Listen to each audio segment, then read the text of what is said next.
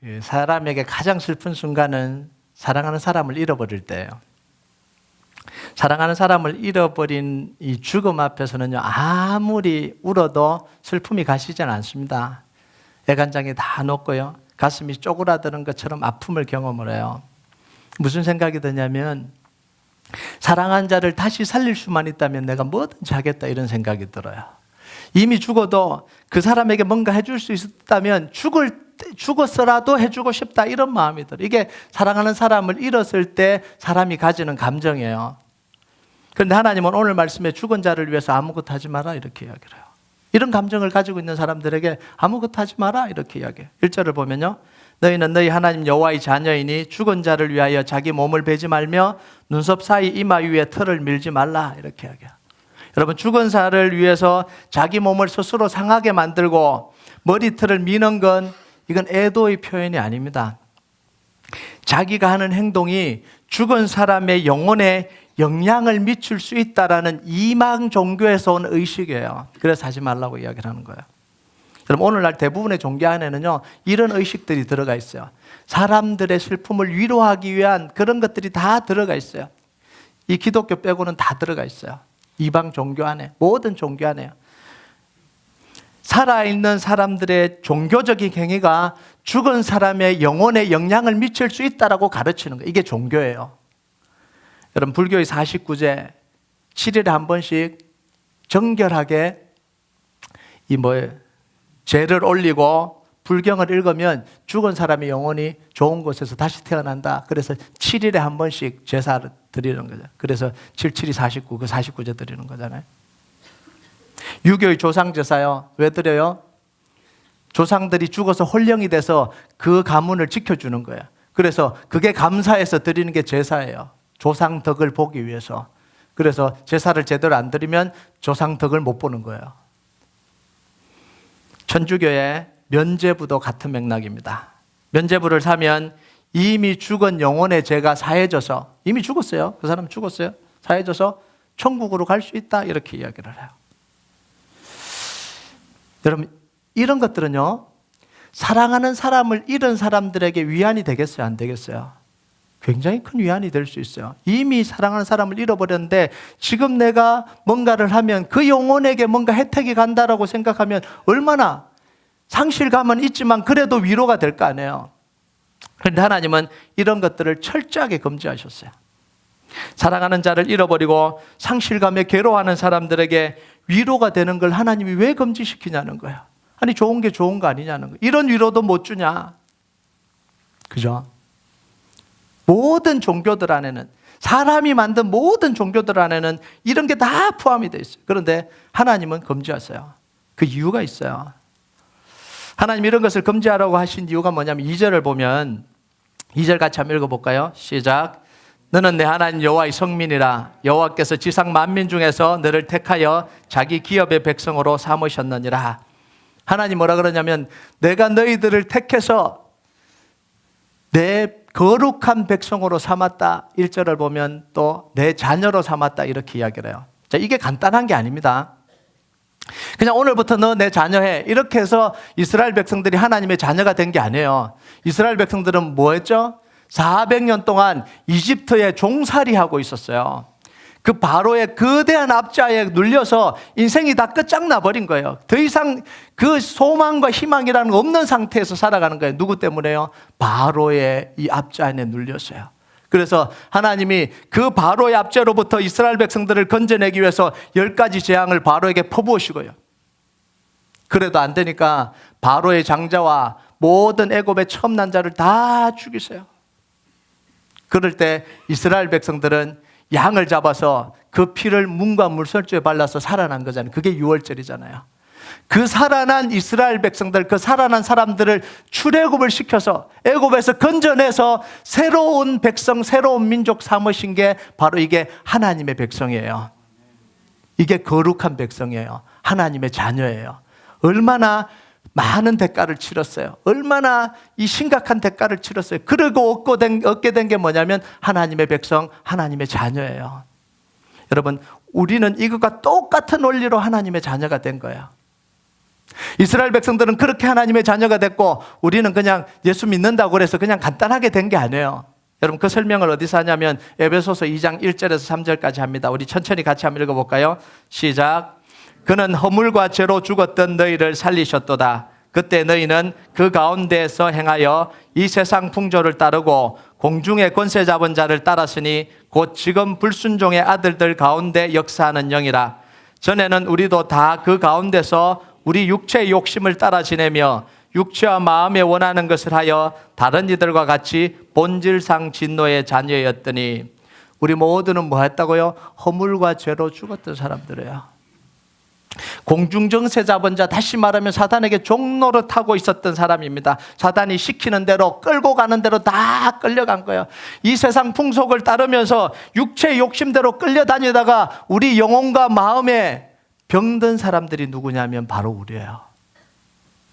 본질상 진노가 부어져 있는 상태, 언제 죽어도 이상하지 않는 그런 상태에 놓여 있었던 게 우리입니다. 그런데 예수님이 십자가를 지심으로 말미암아 그 대가를 치름으로 말미암아 우리가 그곳에서부터 구원을 얻은 거예요. 그래서 하나님의 자녀가 된 겁니다. 여러분, 그래서 우리의 가치는 우리의 가치가 아니에요. 예수님이 십자가에 돌아간 것만큼 가치가 있는 거예요. 예수님의 가치가 우리 영혼의 가치입니다. 그러니까 한 영혼도 한 사람도 가치 없는 사람이 없어요. 예수님의 십자가, 하나님의 아들 예수님이 이 땅에 오셔서 내 죄를 위해서 십자가에 피 흘려 돌아가신 그 가치가 얼마나 큰 가치예요. 그 가치가 우리의 가치예요. 우리 인생의 가치예요. 하나님은 우리를 죄로 인해 죽음과 형벌에 놓인 진노 상태에 있는 우리를 완전히 해방시켜 주신 거예요. 그게 구원입니다. 로마서 8장 1절에 2절까지 보면요, 그러므로 이제 그리스도 예수 안에 있는 자에게는 결코 정죄함이 없나니 이는 그리스도 예수 안에 있는 생명의 성령의 법이 죄와 사망의 법에서 너를 해방하였습니다. 더 이상 우리는 진노 속에 있지 않습니다. 더 이상 우리는 공중권세 잡은 자가 끌고 가는 대로 사단의 종로를 타지 않아도 됩니다. 운명과 저주의 이 두려움 속에 묶여있지 않아도 된다는 거예요. 완전히 하나님께서 십자가로 완전히 깨끗하게 벗어나게 하셨다는 거예요. 자, 그런데 사람들은 이 상태가 됐는데도 불구하고 어려움을 당하고 슬픔을 당하면 어디에 기대냐면 종교로 돌아가려고 이야기를 해요. 종교로 돌아가요. 종교에 기대려고 그래요. 자, 그런데 구원받은 하나님의 자녀의 위로는 어디로부터 올까요? 종교로부터 오지 않습니다.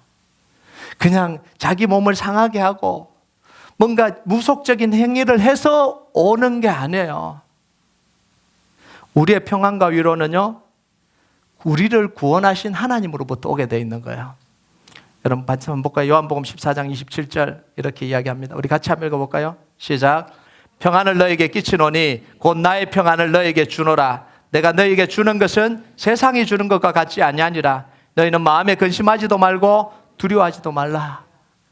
우리가 받아야 될 위로와 평안은 그런 무속적인 것에서부터, 미신적인 것에서 오는 게 아니라 살아계신 하나님이 우리 마음에 심어주신 세상이 줄 수 없는 위로가 우리 속에 와야 되는 거예요. 이게 구원받은 사람들의 저거예요. 또 한번 읽어볼까요? 요한복음 16장 33절 같이 읽겠습니다. 시작. 이것을 너희에게 이르는 것은 너희로 내 안에서 평안을 누리게 하려 함이라. 세상에서는 너희가 환난을 당하나 담대하라. 내가 세상을 이겼노라. 여러분, 왜 하나님이 죽은 자를 위해서 뭔가 하는 걸 금지시켰을까요? 그건 거짓 위안이기 때문에 그래요. 사단의 속임수기 때문에 그래요. 여러분, 사단은요, 인간의 연약함을 이용해서 계속해서 뭘 하냐면 다시 자기에게 종노릇 시키려고 하는 거예요. 그럼 마약이 이런 거잖아요. 다시 종노릇 시켜가는 거예요. 중독에 빠지는 게 이런 거예요. 슬픔과 위로와 아픔과 고통이 올 때요, 그걸 줘서 위로를 주는데 그 위로가 거짓 위로잖아요. 그리고 사로잡아 버리는 거예요. 그 속에. 하나님이 왜 우상 숭배하지 말라 그러냐면 다시 죄와 사단에게 종노릇 하게 되니까 그런 거예요. 종노릇 하지, 모양이라도 버리라는 거예요. 그것도 종노릇 하니까. 이스라엘 백성들을 왜 애굽으로 돌아가지 말고 애굽의 신을 왜 섬기지 마라 그랬어요? 다시 종노릇 하는 대로 돌아가지 말라는 거예요. 여러분, 우리의 생명의 주권자는요, 오직 한 분 하나님입니다. 여러분 믿으세요? 태어나게 하신 분도 하나님이고 우리 생명을 거두어 가시는 분도 하나님입니다. 우리가 할 수 있는 게 하나도 없어요. 태어나는 것과 죽는 거에 우리가 할 수 있는 게 하나도 없어요. 생명과 죽음에 관해서는요, 주권적으로 하나님이 결정하십니다. 우리가 아무리 사랑하는 사람을 위해서 기도해도 고쳐주시든지 데려가시든지 그 결정은 누가 하시냐면 하나님이 하시는 거예요. 하나님이 하시면 그걸로 끝이에요. 살아있는 사람이 죽은 사람에게 영향을 미칠 수 없습니다. 죽어있는 사람이 살아있는 사람에게 영향을 미칠 수가 없어요. 왜냐하면 생명과 죽음의 주도권과 결정권을 누가 쥐고 계시냐면 하나님이. 못 미치는 게 아니라 하나님이 허락을 하지 않는 거예요. 허락을. 여러분, 다윗은요, 바세바와 동침하고 난 뒤에 아기가 태어났습니다. 그런데 하나님이 그 아기를 병들게 해서 죽게 만들었어요. 죽어가고 있는 거예요. 그래서 다윗이 그 아기를 살려보려고 하나님께 막 부르짖으면서 식음을 전폐했습니다. 그런데 하나님은 그 생명을 결국은 거두가세요. 아무리 다윗을 사랑하셔도 그 생명 거두가셔요. 거두가고 나니까 바로 그 자리에서 금식 끝내버립니다. 언제 슬퍼했냐? 그런 뜻이. 그러고는 음식 차려라 그러고 음식을 먹어요. 그걸 신하들이 의아하니까 다윗이 이렇게 설명을 합니다. 같이 한번 읽어볼까요? 사무엘하 12장 22절 23절 같이 읽겠습니다. 시작.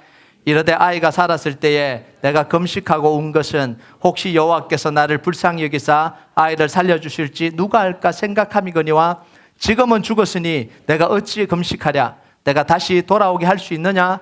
나는 그에게로 가려니와 그는 내게로 돌아오지 아니하리라 하니라.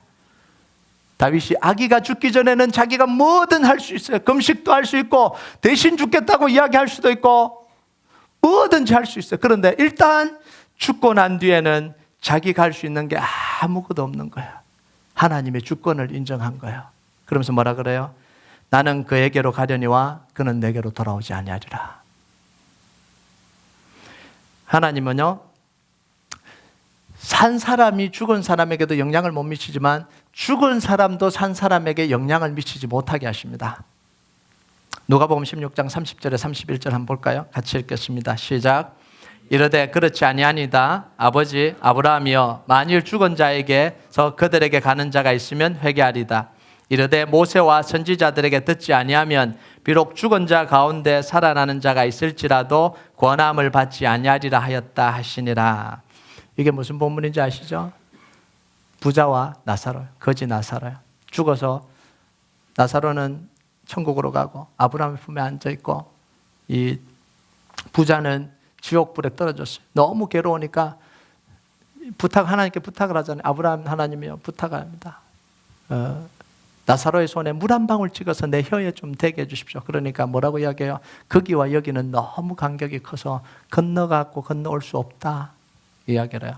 그러면 나사로를 다시 살려보내서 우리 형제들이 여기 오지 않게끔 나사로를 좀 살려보내서 이 이야기를 좀 하게 해주십시오. 이렇게 이야기해요. 그러니까 뭐라 그러냐면 그 시대에 살아있는 사람이 복음 전하는데 안 받아들이면 죽은 사람이 가더라도 소용없다 이렇게 이야기를 해요. 그래서 죽은 사람을 보내서 산 사람에게 영향을 주는 걸 하나님은 허락하지 않으세요. 여러분, 어떤 주술이나 우상숭배도 죽은 영혼에 대해서 영향을 미칠 수가 없습니다. 하나님은 그걸 허락하지 않아요.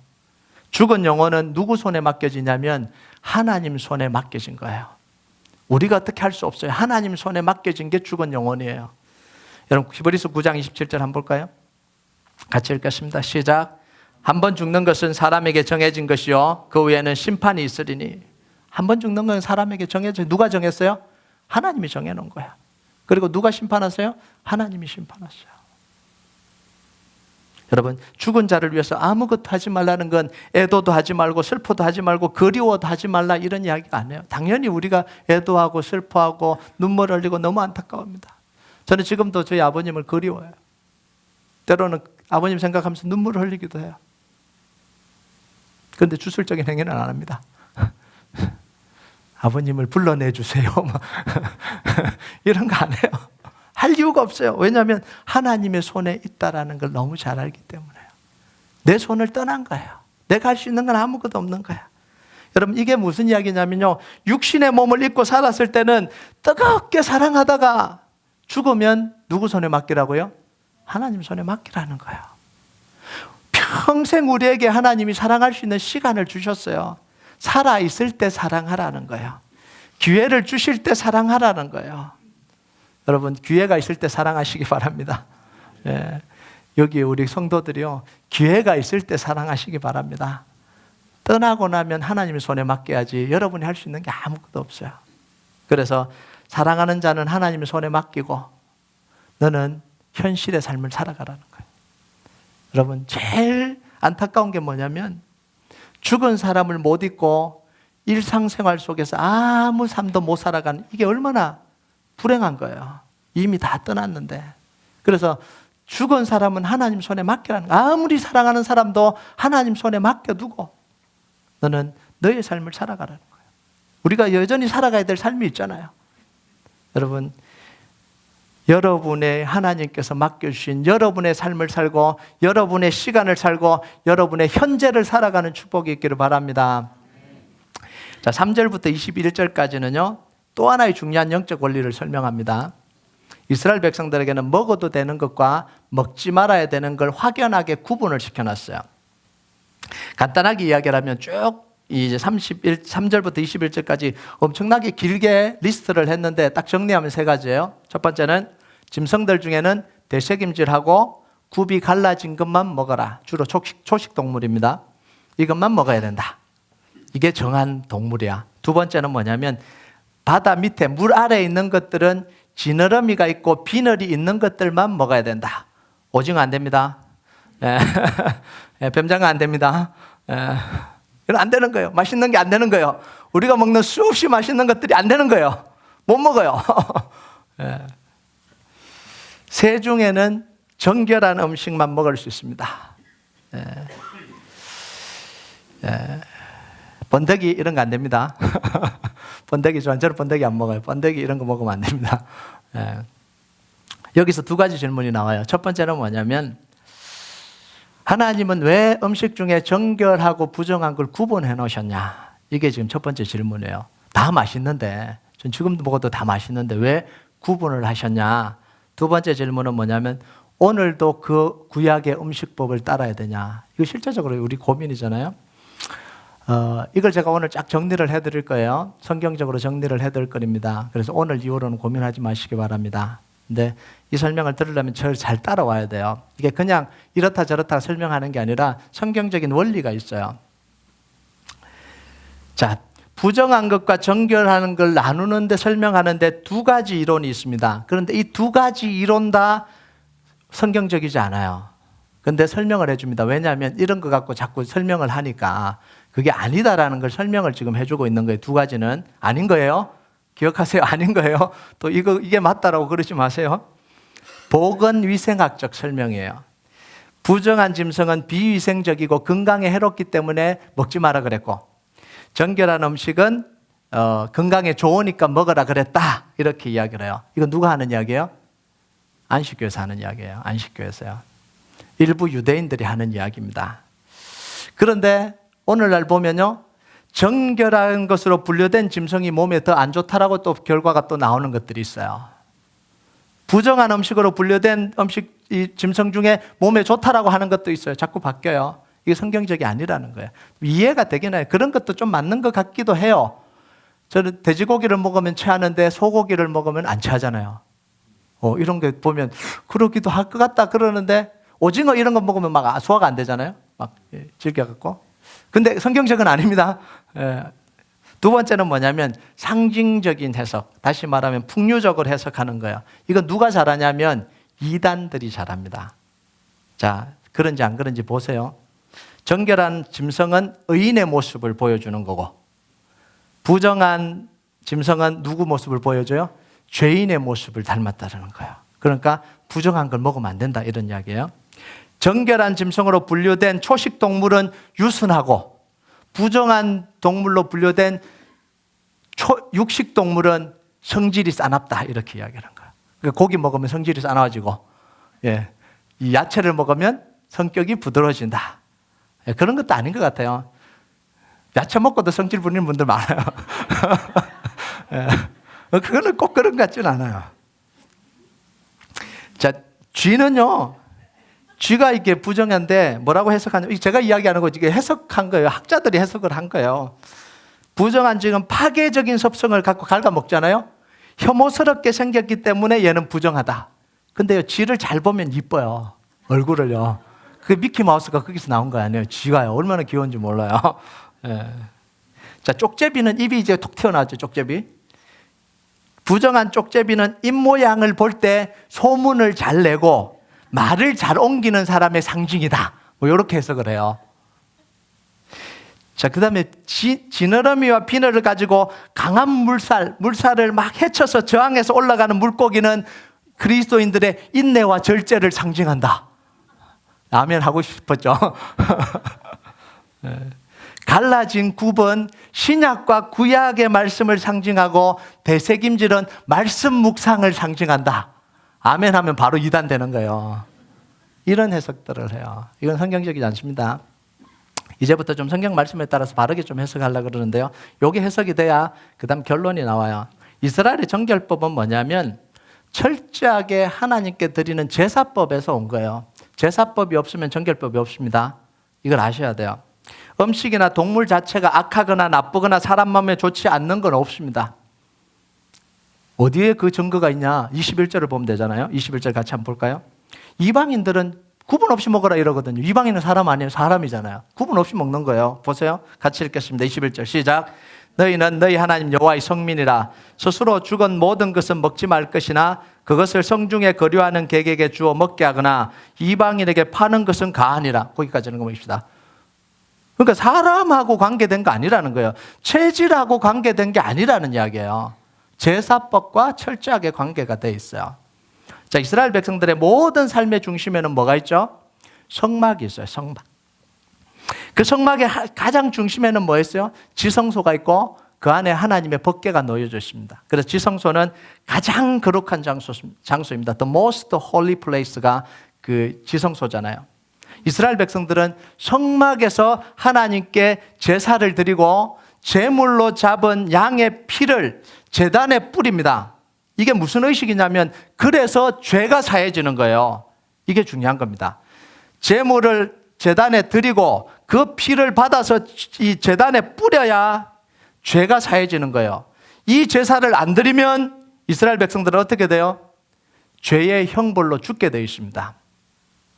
백성 중에 끊어진다 이렇게 표현하죠. 그래서 매번 양을 잡아서 피를 발라야 구원을 얻는 거예요. 이게 구약의 제사예요. 자, 그런데 제사 드리기 위해서 가장 holy place, the most holy place로 올라면 그 나가는 사람도 거룩해야 되죠. 그죠? 제물도 거룩해야 되잖아요. 안 그러면 못하니까. 자, 그래서 짐승이 부정하다는 건 짐승 자체가 나쁘다 이런 게 아니라 제사 드리기에는 적합하지 않다 이런 이야기예요. 부정하다는 거예요. 하나님께 드리기에 부정하다 이런 이야기입니다. 이제 뭔지 아시겠어요? 부정이 뭔지?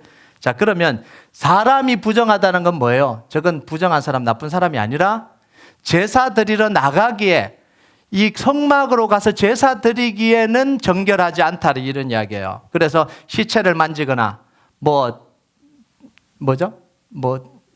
부정한 음식을 먹었거나 이러면 못 나온다 이런 이야기예요. 그리고 자, 부정한 음식을 먹거나 부정한 걸 만진 사람도 하나님께 제사를 드리러 나가지를 못해요. 그래서 음식을 구분하는 거예요. 제사 드리러 나가는데 부정한 음식을 먹고 나가면 제사 못 드리잖아요. 그럼 어떻게 돼요? 그 사람은 진노가 임하는 거예요. 왜냐하면 제사를 못 드렸기 때문에.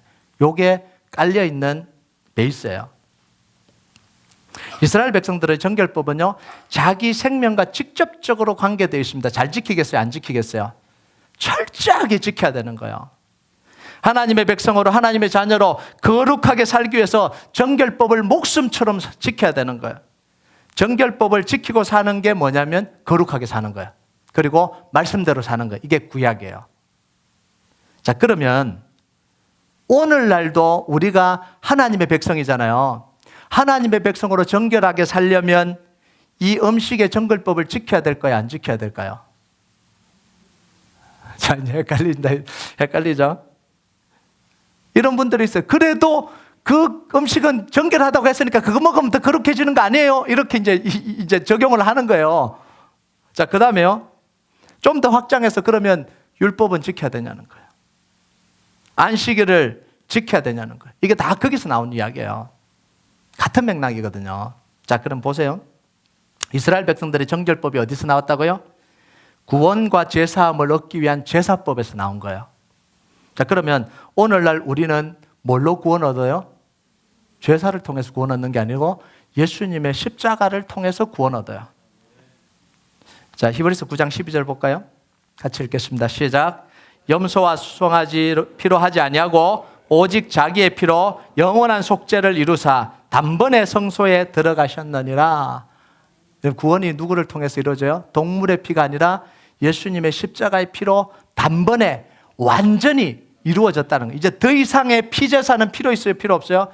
필요 없어요. 그래서 예수님이 돌아가실 때 예루살렘의 성소의 휘장이 위에서부터 아래로 쫙 찢어졌다 이렇게 이야기를 해요. 예수님의 십자가로 구원이 완성된 거예요. 자, 예수님 십자가로 모든 게 다 바뀌었어요. 구약이 성막과 제사 중심으로 모든 게 이루어졌다면 이제는 뭐가 중심이 돼야 돼요? 예수님의 십자가를 중심으로 모든 것이 다 바뀌어야 돼요. 모든 것이 다 해석되고 모든 것이 다 적용이 돼야 돼요. 자, 그게 골로새서 2장 14절 16절이에요. 14절 16절 우리 천천히 같이 한번 읽어봅시다. 시작. 우리를 거스르고 불리하게 하는 법조문으로선 증거를 지우시고 제하여 버리사 십자가에 못 박으시고 통치자들과 권세들을 무력하여 드러내어 구경거리로 삼으시고 십자가로 그들을 이기셨느니라. 그러므로 먹고 마시는 것과 절기나 추하루나 안식일을 이유로 누구든지 너희를 비판하지 못하게 하라. 여러분 정확하게 이야기를 하잖아요. 법조문으로선 정서를 지우시고 율법으로 구원 얻는 거 싹 없애버렸어요. 십자가에 못 박았다는 거예요. 통치자들과 권세들을 무력화시켰다. 이거 통치자들과 권세들은 뭐냐면 이 공중권세 잡은 자 사탄을 이야기하는 거야. 이 권세를 다 깼다. 그러므로 뭐예요? 먹고 마시는 것, 이게 뭐예요? 정결법. 절기나 추하루 율법 지키고 사는 것. 안식일을 지키지 않는다고 비판하지 마라 이렇게 이야기를 해요. 거기서도 완전히 자유로워졌다는 이야기예요. 이제 해결이 됐습니까? 뭘 먹어야 될지 안 먹어야 될지 마음대로 드세요. 저 오징어 계속해서 먹을 겁니다. 그렇다고 부정해지지 않아요. 자, 그럼 다음 질문을 던져야 돼요. 여기서 끝이 아니에요. 그러면 구약은 더 이상 필요가 없냐는 거예요. 성막이나 제사법이나 율법이나 할례나 안식일은 구약에 나오는 건 우리에게 유익을 주지 않으니까 다 폐기해야 되냐. 구약 폐기론자들이 일어났어요. 이렇게 했어요. 구약은 필요 없구나. 다 폐기해야 된다. 다 버려야 되냐는 거예요. 예수님이 이것에 대해서 정확하게 설명해 주셨습니다. 같이 한번 읽어볼까요? 마태복음 5장 17절 18절 시작. 내가 율법이나 선지자를 폐하러 온 줄로 생각하지 말라. 폐하러 온 것이 아니요 완전하게 하려 함이라. 진실로 너에게 이르노니 천지가 없어지기 전에는 율법의 1.1획도 결코 없어지지 아니하고 다 이루리라. 자, 예수님 뭐라 그래요? 율법을 폐하지 않고 완전하게 했다. 완성시켰다. 이렇게 이야기를 해요. 자, 율법이 하는 형태와 그 모습은 다 버렸는데 그 의미는 개성하라 이런 이야기예요. 마태복음 23장 23절에 보면 화 있을진저 외식하는 서기관과 바리새인들이여 너희가 박하와 회양과 건채의 11조는 들이되 율법에 더 중한 바 정의와 긍휼과 믿음은 버렸도다 이렇게 이야기를 해요. 율법의 의미가 더 중요한데 그걸 버렸다 이렇게 이야기를 해요. 그럼 이제 좀 정리를 하면요. 구약의 피제사는 예수님의 피 흘림으로 완성이 됐습니다. 그죠? 아까 제가 염소와 수송아지 피로 아니하고 오직 자기의 피로 영원한 속죄를 이루사 단번에 성소에 들어가셨느니라. 자, 그러면 구약을 폐지하지 않고 율법을 폐지 않고 완성하는 게 뭐냐? 여러분 출애굽할 때 이스라엘 백성들은 양피를 잡아서 양피를 발랐어요. 그래서 구원 얻었어요. 이게 유월절이에요. 유월절 폐지해야 돼요? 말아야 돼요? 양 잡아서 바르지 마세요. 그 모습은 폐기됐는데 그게 어디로 들어가 있어요? 예수님의 십자가에 그대로 의미가 들어가 있어요. 그게 십자가를 통해서 의미가 완성된 거예요. 모세가 광야에서 놋뱀을 만들어서 불뱀에 물린 사람들에게 보여주면서 뭐라고 이야기했냐면 볼뱀을 바라보는 사람은 산다 이렇게 해서 살았어요. 제가 여기서 놋뱀 만들어서 이거 보는 사람은 삽니다 이러면 바로 이단입니다. 절대로 믿으면 안 돼요. 절대로 믿으면 안 돼요. 그런데 그거는 폐지가 됐어요. 그런데 그 의미는 십자가에 고스란히 들어가서 완성이 됐습니다. 우리가 십자가를 바라볼 때, 우리를 위해서 피 흘리신 예수님의 십자가를 바라볼 때 우리에게 죄사함과 구원이 임하잖아요. 여러분, 모세가 대속죄일에, 이스라엘 백성들 대속죄일에 염소를 2마리 잡아요. 양이나 염소를 2마리 잡아. 한 마리는 이 번제로 드려서 하나님 앞에 드립니다. 잡아서 죽여서 피를 흘리고 드려요. 또 한 마리는 제사장이 그 양 위에 이 이스라엘 백성들의 죄를 다 안수해서 지워서 어디로 내보내냐면 광야로 내보내서 죽여버립니다. 우리 죄를 지고 가서 죽어라 이런 의미로. 그걸 아사셀 염소라고 이야기를 합니다. 자, 그런데 오늘날 우리 그거 안 하잖아요. 그런데 그 모든 의미는 어디에 들어가 있어요? 예수님의 십자가에 고스란히 다 들어가 있어요. 보라, 세상 죄를 지고 가는 하나님의 어린 양이로다. 그대로 십자가에 다 들어가 있어요.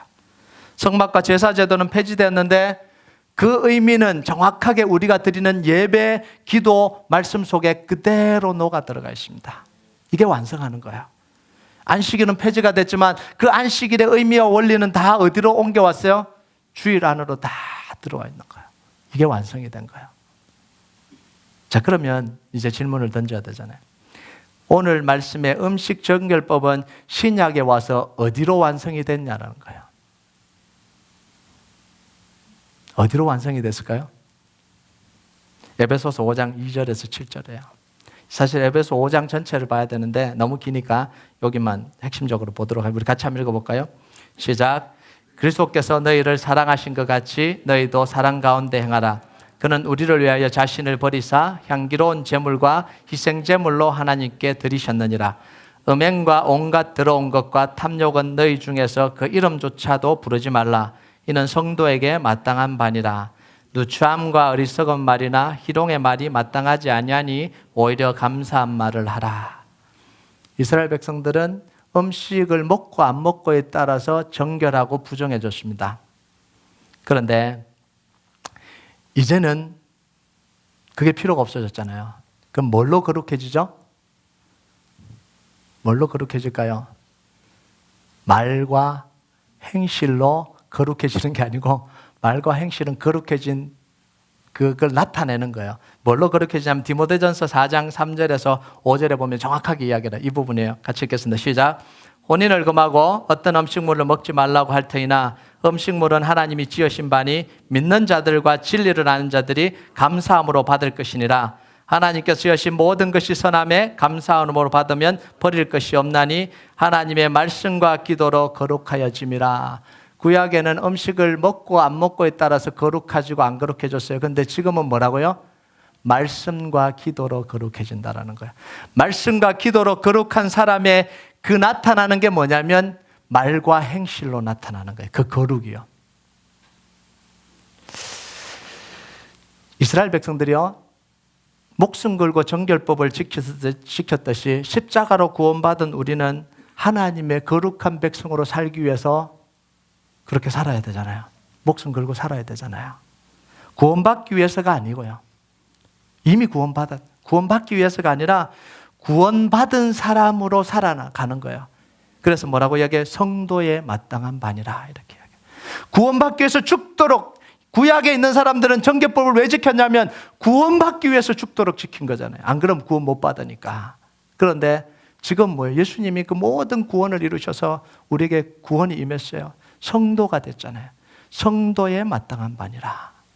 자, 그러면 구원받은 하나님의 백성의 도덕적인 기준이 세상 사람들의 기준과는 높아야 될까요? 낮아야 될까요?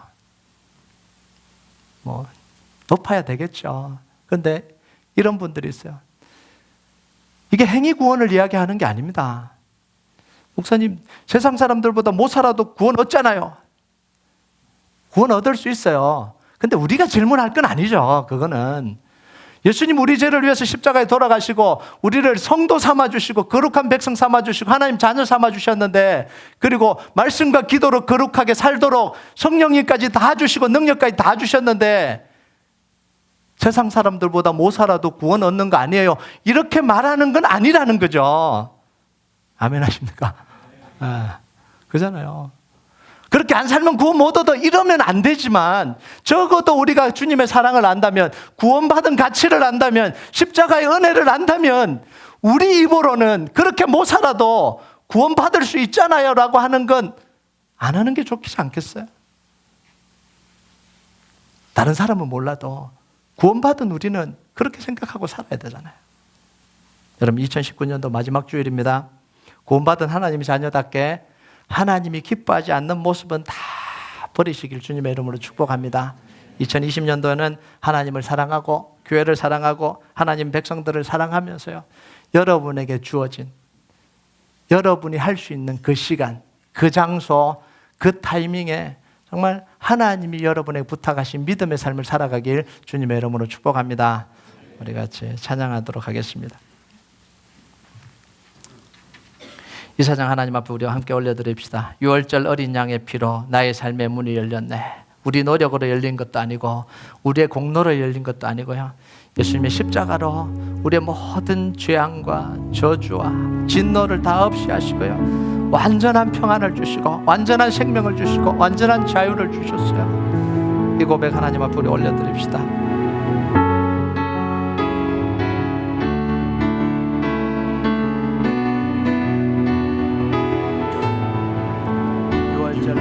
어린 양의 피로 나의 삶의 문이 열렸네. 어둠의 권세는 힘이 없네. 주 보혈의 능력으로 원수가 날 정죄할 때에도 난 의롭게 설 수 있네. 난 더 이상 정죄함 없네. 난 주 보혈 아래 있네. 난 주 보혈 아래 있네. 그 피로 내 죄 사했네. 하나님의 긍휼 날 거룩게 하시었네. 난 주 보혈 아래 있네. 난 원수의 어떠한 공격에도 더 이상 넘어지지 않네. 난 주 보혈 아래 있네. 어린 양의 피로 나의 삶의 문이 열렸네. 어둠의 권세는 힘이 없네.